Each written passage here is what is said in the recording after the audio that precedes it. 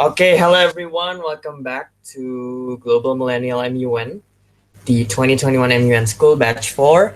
I'm very happy to see you again in our second class. And for the second class, we will talk about position paper. And again, as the committee, as the representative from the committee, I would like to apologize for using Google Meets for those of you who have not been familiar with Google Meets because the committee has some technicality problems regarding the Zoom. So I hope you guys are okay with that. And while I'm making all these cables neat, I hope you guys can ready yourself. Okay, wait, guys. Okay, so we will talk about position paper as we have already talked about Model UN in general in the first session, and we will keep it brief. We will keep it efficient because we will talk about the homework as well if any of you has done about the homework. And for that, I want you to understand that from the previous one to the current material, we will not only talk about position paper, but also the ways and procedures on how you craft or how you make your paper substantial. So this is going to be about position paper in MUN. Okay, there's some people still joining. I will accepting some. Okay, so in MUN, we recognize several documents. There are position paper, there's working paper, and the final one is draft resolution. These are the three main documents in Model UN, and all of these three documents, you have to submit it, you have to make it during the conference. But for position paper, this is a special one because you are making it before the conference. Okay, so make sure that you understand this is what you do before the conference and not during the conference. And for that, perhaps there are two questions that pop up from this material. The first one, what is position paper and why is it important? And the second one is why you need to write a position paper. These are the two main questions that we will answer today. And I hope you guys can briefly understand about the whole structure of position paper. Okay, so what is position paper? This is a paper that is prepared by all of you guys who are coming in as participants, or as we call it, delegates. And you have to submit it before the conference starts. And you submit it to the secretariat instead to the chair, because the secretariat will forward it to the chair, and then they will assess, they will set the criteria for the paper, and they will decide which paper is considered is the best. Because in MUN, there's an award for a position paper that is considered the best. So if you make it quite well, if you make it quite extraordinary, you're gonna win the best position paper. But please do bear in mind that this is an award dedicated for those who made a position paper that is good. Sometimes there are some conferences who will see whether you are performing well as well, because sometimes they want to see whether your good position paper correlates with your performance inside the committee sessions. Because some conferences, they only see from the paper, they don't care whether the delegates do well or not during the conference, and they will assess it based on the position paper only. But some conferences, they see holistically both from the paper and also from your performance in MUN. And this is what position paper is all about. So the first thing that you have to know is that you're not going to see a 15-page paper or a 100-page paper, because it's not a paper actually. It's a thesis, it's a book if it has that much page, right? But in a position paper in MUN, most conferences will set a maximum of 2 page as the amount of pages, and then sometimes some conferences only set only 1 page of paper, or even 1.5. So you're not gonna write that much. But if you can make it as concise as possible, it will be better, because the chairs are going to assess a lot of paper. If one committee has 30 delegates, and then the chairs might have to assess all 30 papers. They're going to read a total of 60 pages of paper in perhaps several days. They're not going to have a lot of time. And if you make it like a novel, if you're not making your points in a detailed way, you're not being to the point, you're not being on point, then the chair is going to have a hard time deciding whether your paper is the best. So that is the general rule of position paper. But the content is about, again, your stance and also your country's interests. As we have understood in the previous class, that in a position paper, you're gonna have to clearly explain about your country's interests. And what is interest? We've understood, we have learned it before. Interest is about a country's specific policy or a country's specific perspective towards an issue. For example, Indonesia believes in democracy. That means the interest of Indonesia will mainly be about democracy. The same goes with the United States as a free country, but perhaps the same case will not apply for some countries. For example, in China or in Russia or in North Korea, perhaps they see democracy not the same like Indonesia and the United States do. So you're gonna have to assess it. You're gonna have to see whether your position paper clearly describes what's going on. You cannot be a United States and then at the same time on your paper you're trying to limit democracy in a way that the United States in the reality will not agree on. So you're gonna have to be super clear. You're gonna have to research on it and making sure that your position paper is in line with the reality of your country's interests. So that is the content. When and where. You have to submit it again before the conference. Never submit it during the conference, because during the conference, we will not need any position paper, because position paper, the function of the position paper is to describe your country's interests before the conference starts, so that the delegates, the countries who are in present, they can understand one another. They can they can strictly select several countries as their blocks or as their block members, and that is the function of a position paper. So always be reminded that you always have to submit it before the conference and not during the conference, and most importantly not after the conference, because it already ends. The deadline depends on the organizer. Sometimes it's 1 week before the conference, sometimes it's 2 weeks before the conference, depends on the organizer. Make sure that you submit it before the deadline and not after deadline, because the chairs will not see your position paper, even if it is good, even if it's great. If you submit it late, then say goodbye to having a best position paper award. Okay, this is the second question from the first slide. Why do we need to write a position paper? I would say you will have to write it if you want to reach or aim for a best position paper. So in MUN, I'm not quite sure whether you're familiar about this, because we haven't talked about this yet. But there are approximately 5 awards in MUN. The first one is the best delegate. This is the number one, the first place award for the delegate. The second one is what we call as most outstanding delegate. This is the second rank award. The third one is honorable mention. Honorable mention is the third place, juara ketiga, basically.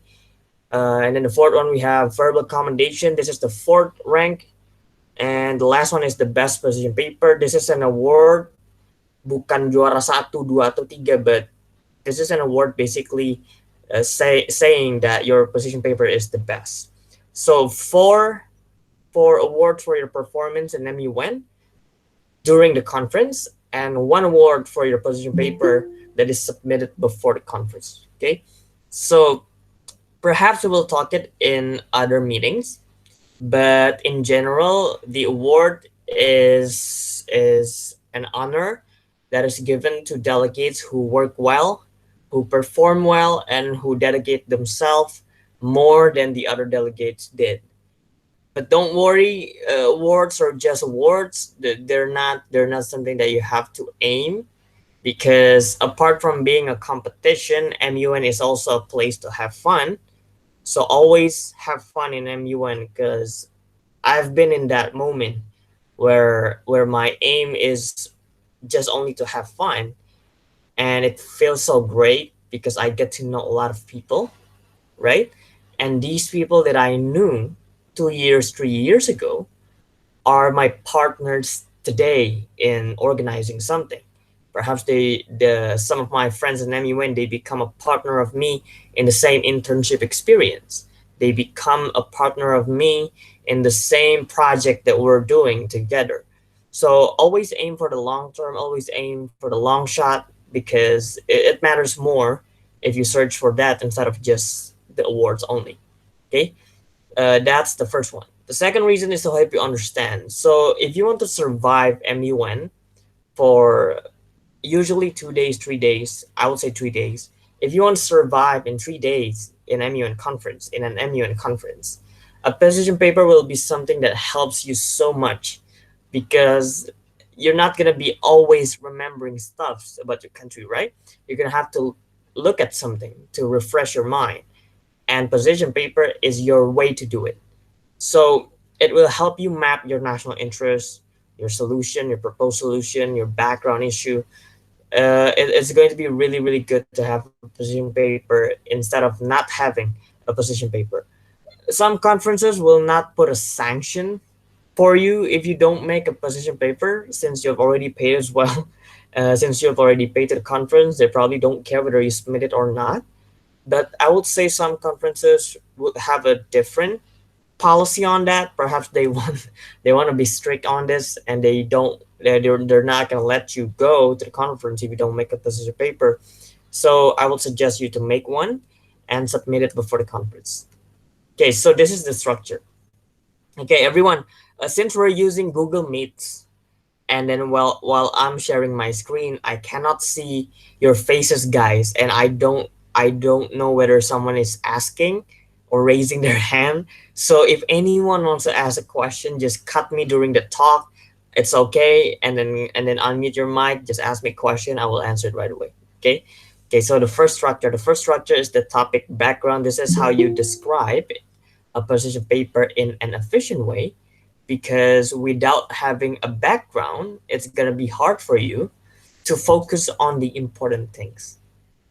Why do we need a background when everyone is talking about the same thing? That's probably one of your questions, right?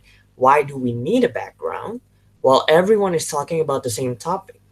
If we're talking about, for example, if we're talking about the trade war between China and the United States, we already know the background, right? They have the same reasons. I mean, every country sees it the same way. At the very least, there are some general facts that apply to all countries' understanding on the issue of trade war between China and the US.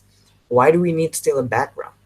The answer for that will be your position paper is going to be started, right? You're going to start making your position paper by having a strict stance on how you see the issue at hand. So even though the issue is the same, not every country sees it the same, right? They don't see it the same way like any other country does. So having a topic background will help the readers, especially the chairs, to understand your exact position. Do you see it on this way? Do you see it this way? Which way do you see the issue? And that's the function of the topic background. After you write the topic background, you're gonna have to describe the past action that is made by the UN or any other international organization or international community as a whole. So who is international community? You're gonna see this phrase a lot in MUN or even in discussions on international relations. This is basically a term, right? An international community is a term to refer to all members of the international world that consists not only of countries but also non-state actors. If you take a look at a globe, right? If you take a look Earth, you're gonna see continents, right? America, Asia, Africa, Australia, so on and so forth. Once you see a continent, you will be remembering about the names of countries. Oh, in Asia, we know Indonesia, we know India, we know Saudi Arabia, we know Russia. And in America, we know Canada, we know the US, we know Mexico, we know Brazil in South America. But all of these actors are what we call as state actors, right? They are an organization that is big that can accommodate the interests of certain people or certain citizens. But in the international community, countries are not the only member, or countries are not the only thing in international community, because these countries, they can form organizations, right? The United Nations itself, right? The UN itself, even though it is a big organization, it is a part of the international community. Some of you might ask, who will be the other members of the international community? There are a lot of other members of international community. For example, we know the Red Cross, right? Have you ever heard of Red Cross? Red Cross is an organization as well, international. They have a specific function for humanitarian purposes. We also know the country, the Vatican country, the Holy See. They're also considered as a special member, not the same like any other country, because they hold a a holy function on that part. And then after the Vatican, we also understand belligerents, right? New terms. I know some of you might not have been familiar with that, but belligerents are basically some groups, individual groups, that can control a specific area of a country, not in a legal way, but they still have control on that, and they can influence others to do anything they want. They can also be considered as a member of the international community. So those are just some examples of international community past actions that you're gonna have to put on a position paper. Is are not only actions made by the UN or the committees of the UN.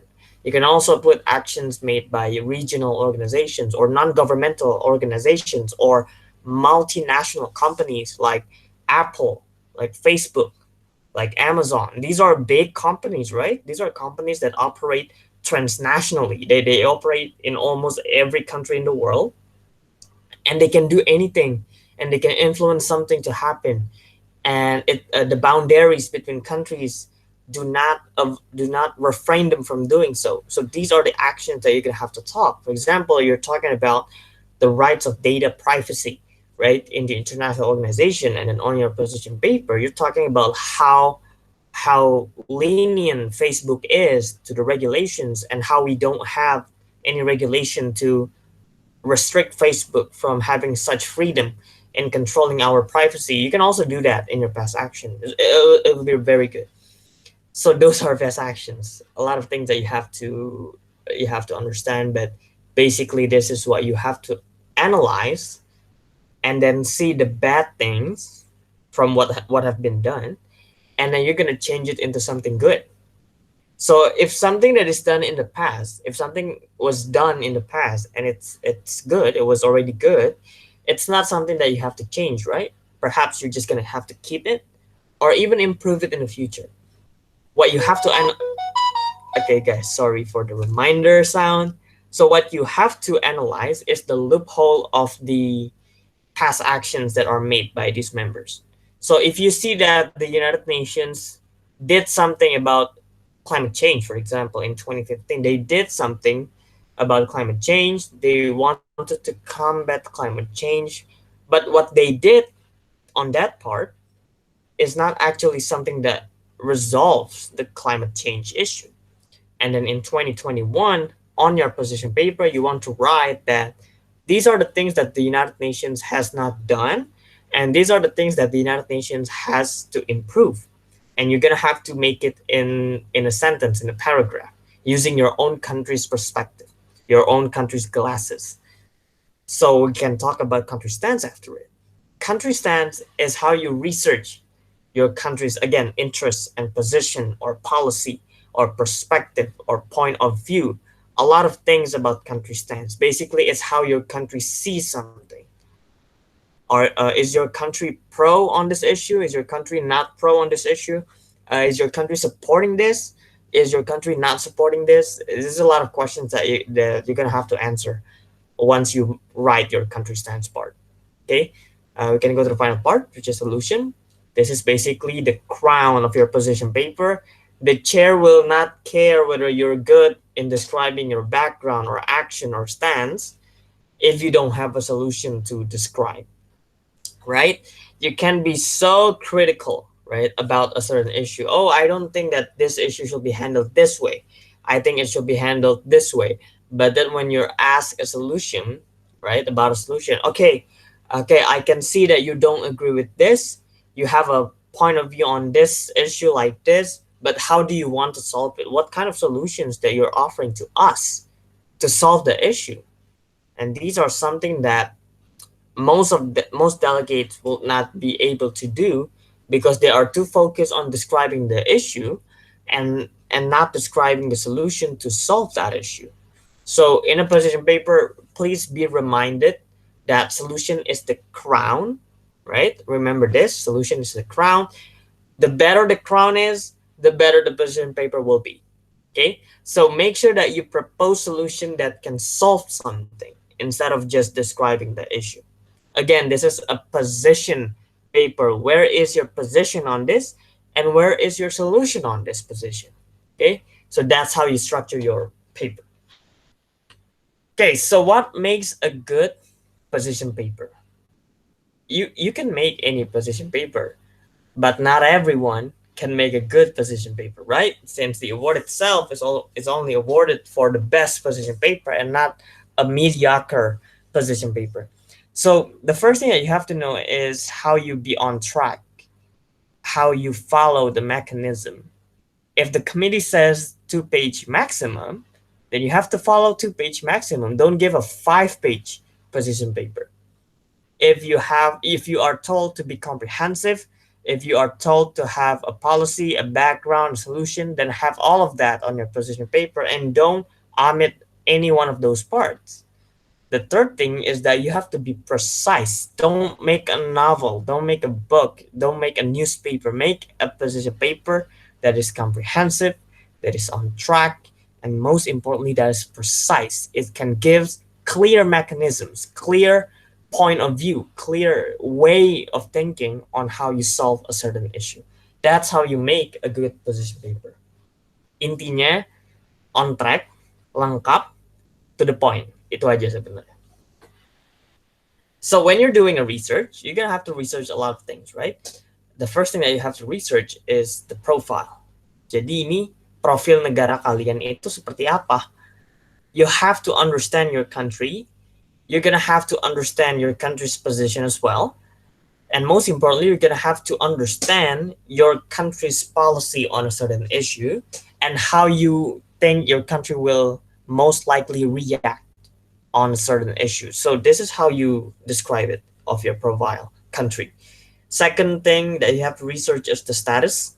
You have to understand the status quo. Status quo is the current situation of your country and also the current situation of the issue. You're gonna have to research a lot of things.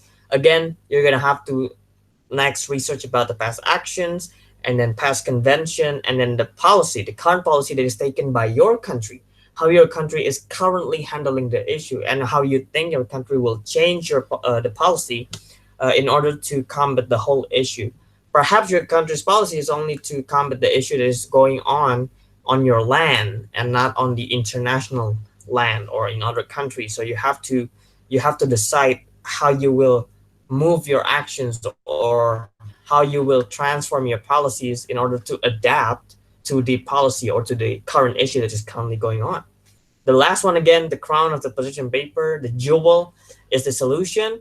The keyword, possible solution. Never propose solution that is impossible. Nobody really cares if it is impossible, even though it's so good.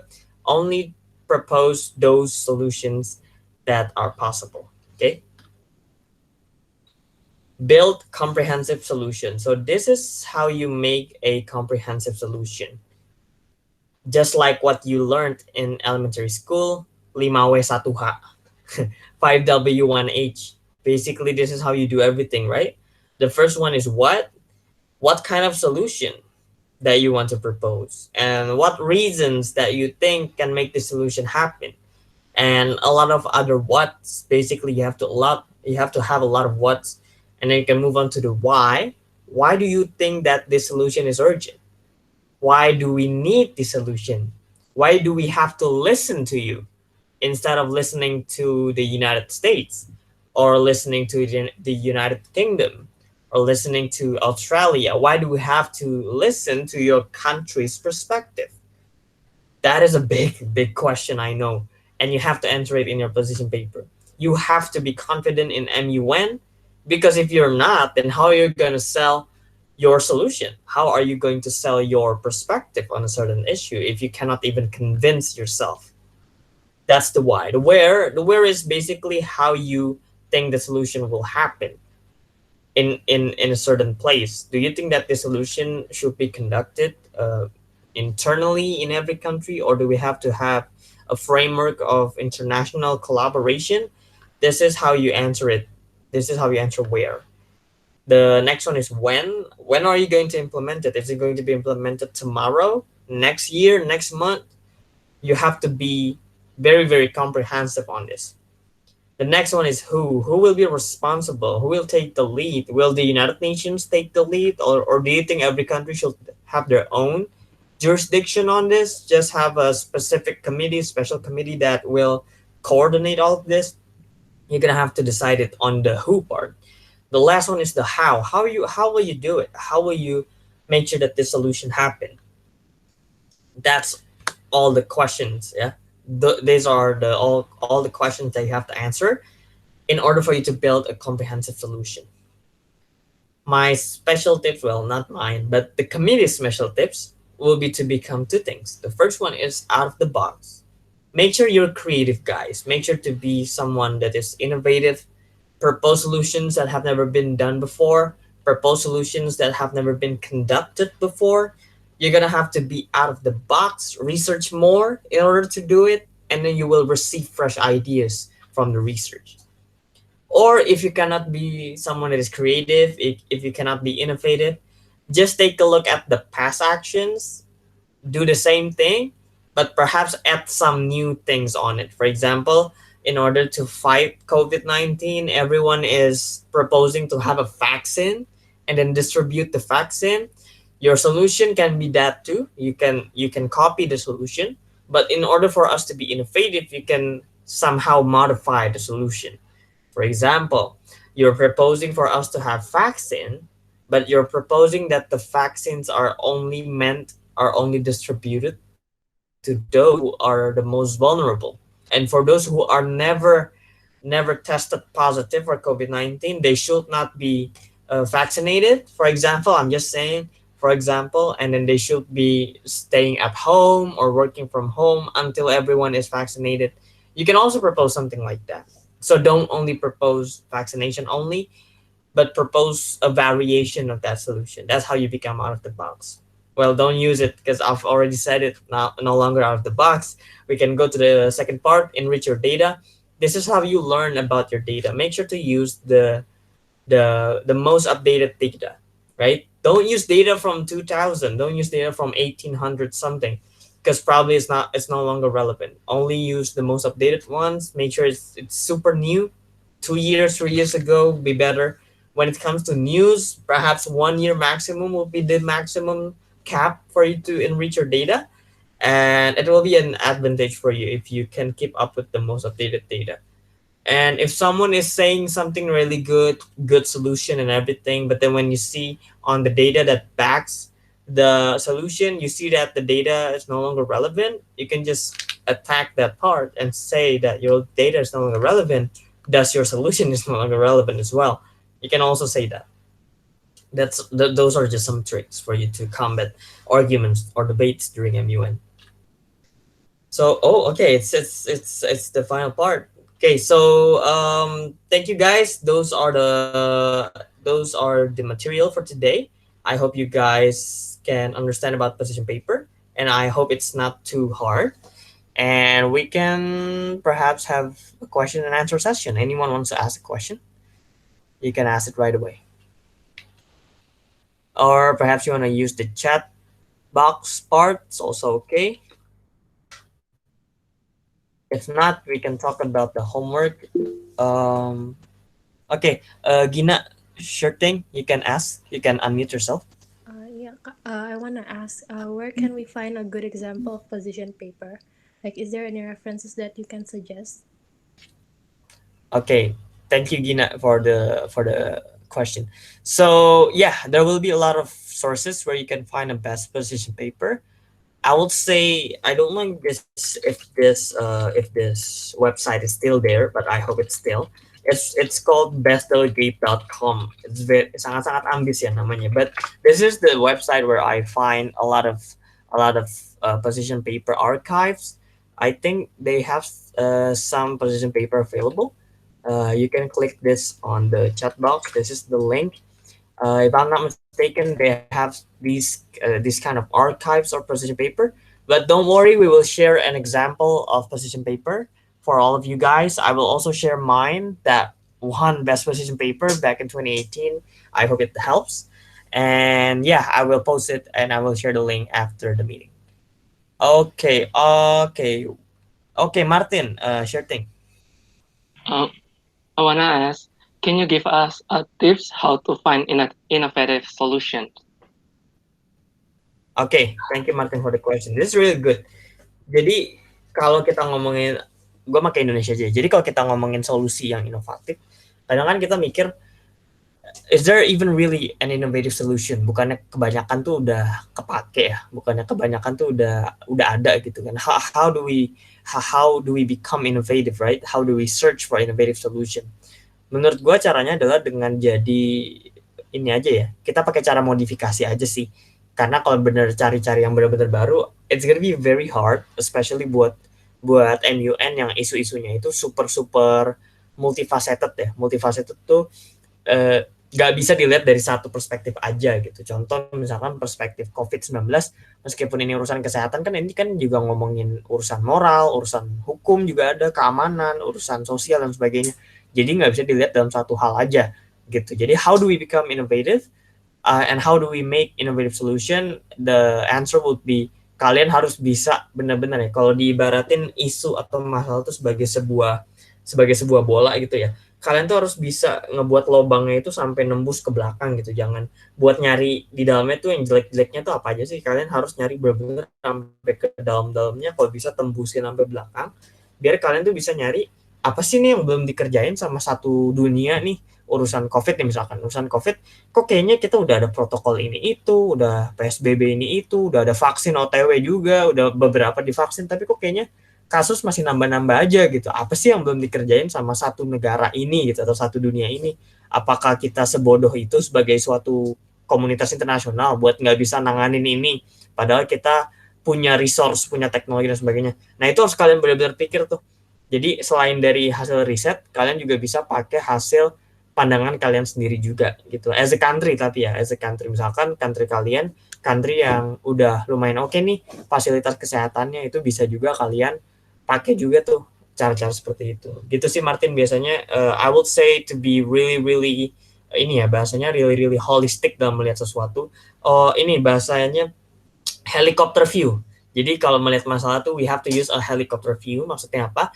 Diibaratin naik helikopter kan kalian bisa ngelihat kota secara luas banget ya dari ujung ke ujung. Nah cara ngelihat masalah tuh juga juga gitu. You have to look at from the helicopter view.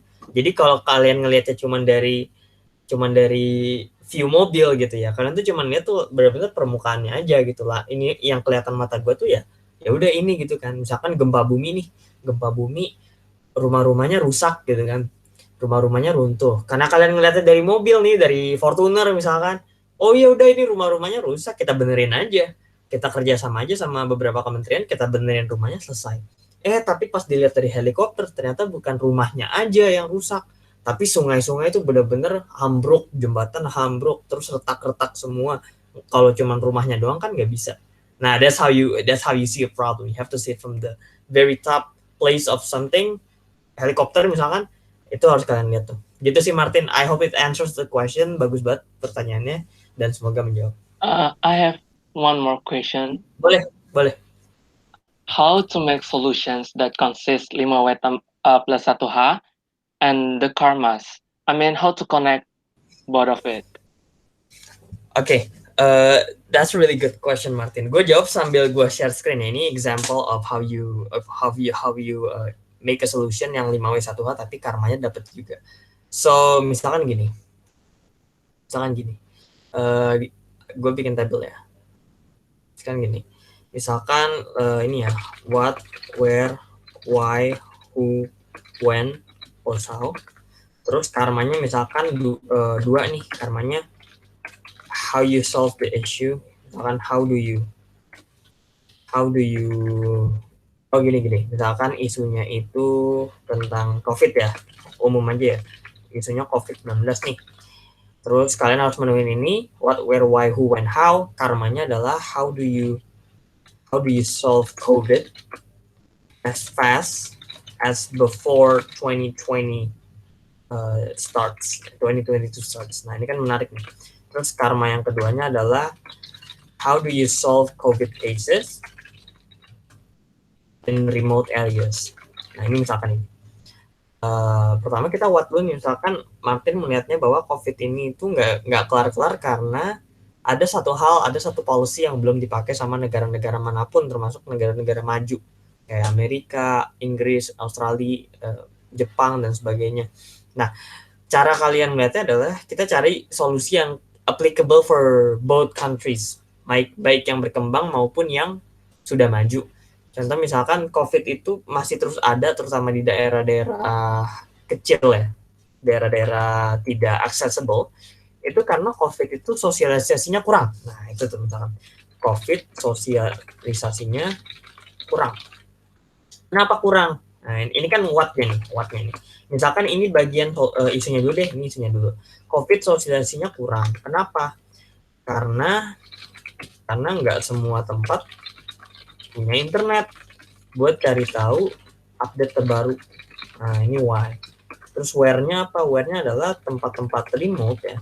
Remote itu maksudnya sulit diakses. Nah, ini bisa nih. Sulit diakses itu nggak bisa punya info tentang COVID gitu. Itu where-nya ya. Ini where-nya. Ini baru isunya nih, where-nya. Terus who-nya berarti penduduk biasanya penduduk yang non tech savvy gitu ya, yang nggak paham teknologi di remote areas, itu yang paling terdampak. Nah, ini who-nya nih. Terus when-nya kapan? When-nya adalah ya selama COVID berlangsung, ya kan? Selama COVID berlangsung, ini when-nya. How-nya adalah kenapa ini semua, bagaimana bisa ini terjadi semua, ya itu tadi karena dari awal COVID pun ya fokusnya selalu kota-kota besar. Ini how-nya. Ini ada karmanya.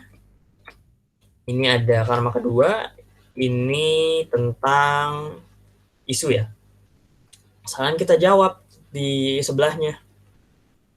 Nah, ini solusinya nih. Solusinya kita buat benar-benar per 5W1H yang tadi nih. Contoh, COVID sosialisasinya kurang. Ya, sosialisasi. Oke. Sosialisasinya kurang. Kenapa kurang? Ya tadi kan semua nggak punya internet, bla bla bla. Sekarang kita solve per 5W1H dari isunya. Contoh gimana biar sosialisasinya nggak kurang, gimana caranya biar banyak? Ya kita gini, kita buat campaign yang disesuaikan untuk tempat-tempat terpencil. Contoh menggunakan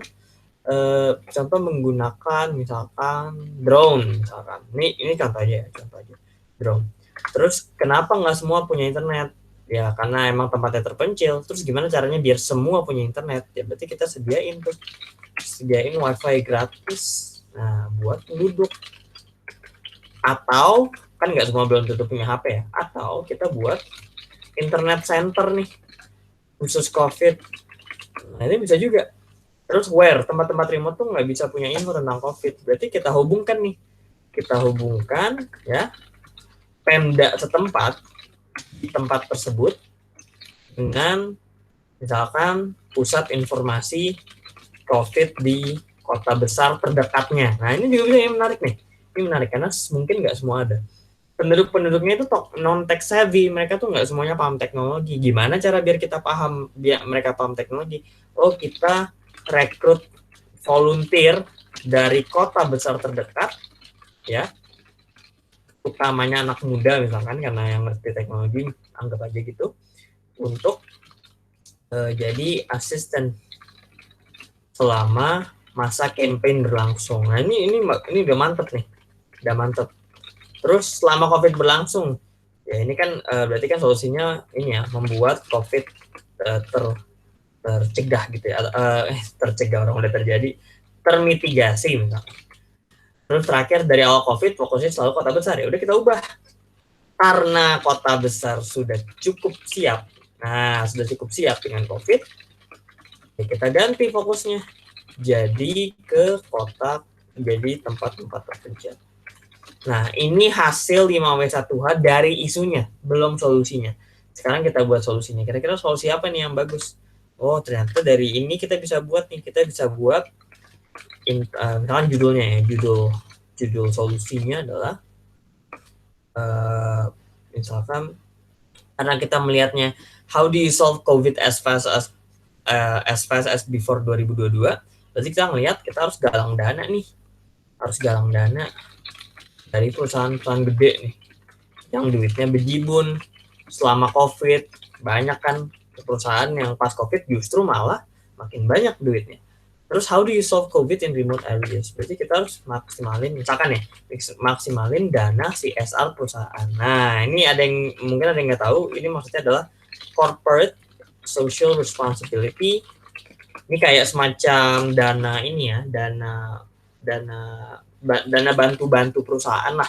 Jadi perusahaan itu sama negara tuh harus diwajibin profitnya itu buat dialokasikan buat keperluan CSR. Misalkan mereka bikin ini, misalkan bantuan sosial nih, ngasih duit atau ngasih makanan sembako ke tempat-tempat korban bencana misalkan atau tempat-tempat terpencil pakai uang profit perusahaannya.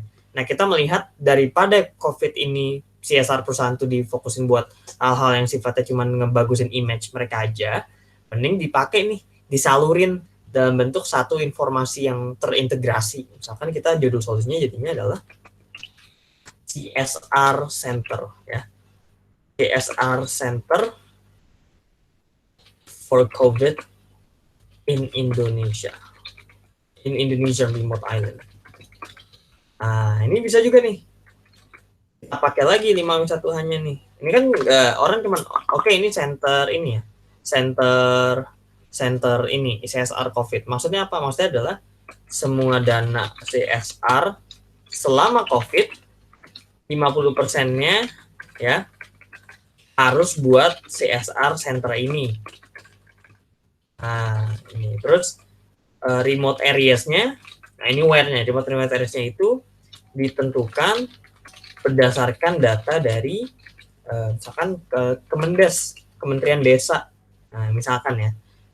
Dan ini berdasarkan data yang ada. Jadi hanya tempat-tempat yang paling membutuhkan. Jadi dananya itu terkumpul. Oke, I heard a message. Tapi bentar ya. Terus terus when? Kapan? Ya berarti paling nggak sebulan setelah research-nya selesai nih. Karena kan harus di riset dulu. Terus how-nya gimana? How-nya adalah ya udah setiap perusahaan, misalkan BUMN lah, misalkan BUMN, Badan Usaha Milik Negara, itu harus udah siapin task force, nah atau satgas, satuan tugas ya, satuan tugas kerja, satker, untuk ngurusin alokasi dana ini gitu. Terus nanti setiap Pemda harus rekrut volunteer pemuda-pemudi di sana. Nah, pemuda-pemudi untuk jadi asisten si CSR Center di lapangan. Wow, ini udah cakep banget nih. Ini jelas nih. Jadinya delegate lain mau nyerang tuh susah. kok lu percaya ini bisa terjadi? Ya karena dananya udah ada, kan CSR kan udah wajib ada gitu. Terus diserang lagi, kok lu yakin banget ini bisa terjadi cepat? Ya karena CSR Center itu sifatnya bisa dibikin secara cepat, karena kan nanti kerjasama sama bareng-bareng, gak cuma satu pihak aja. Terus diserang lagi, kok lu yakin banget ini bisa, perusahaan kok mau gitu nyalurin ke sini? Ya karena selama ini CSR itu bebas, dananya mau kemana aja.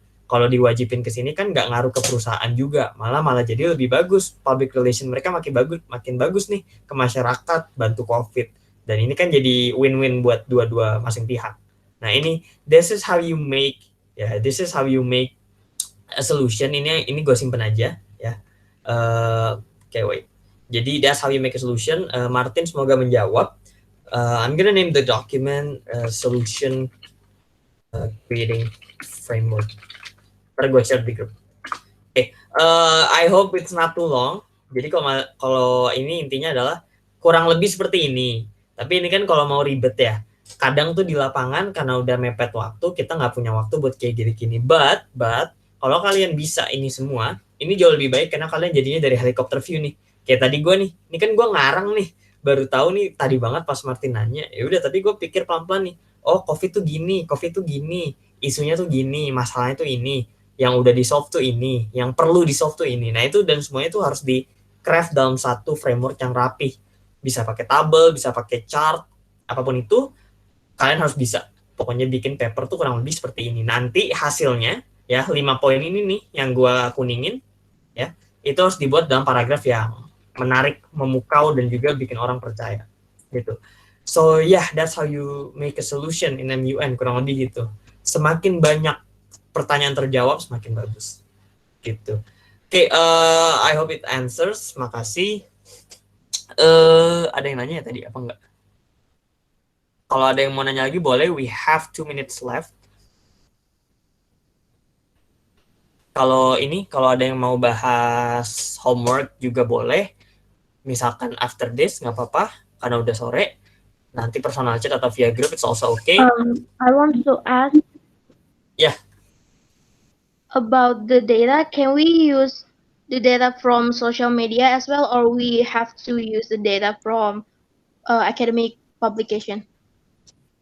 Oke, thank you Tahani buat pertanyaannya. Jadi dari sosial media buat ngedapetinnya nggak apa-apa ya, tapi referensi yang dimasukin ke paper itu kalau bisa data yang dipakai sama si sosmed ini, karena kan Facebook itu kan bukan tempat riset orang ya. Maksudnya adalah orang mungkin ya ahli itu naruh risetnya di Facebook, itu bisa, tapi nanti ngutipnya jangan Facebook, ngutipnya adalah si ahlinya nih atau si research centernya nih, misalkan research centernya BPS, Badan Pusat Statistik, atau misalkan PBB dan sebagainya. Naruhnya sih di Facebook, naruhnya sih di Twitter, tapi nanti site-nya jangan Twitternya, jangan Facebooknya, tapi pelaku risetnya itu sendiri siapa. So that's how you make a reference in position paper. Nanti bisa kita bahas lagi di other session kalau mau buat teknisnya, tapi so far in general itu yang bisa kalian pakai dulu nih tentang references. Oke, Tahani semoga menjawab. Ada lagi yang mau nanya? Boleh. We have 1 minute left, several minutes. Nanti recordnya gue share juga di Zoom as always. Semoga position papernya bisa ngebantu kalian. Kak, aku mau nanya. Yeah, sure.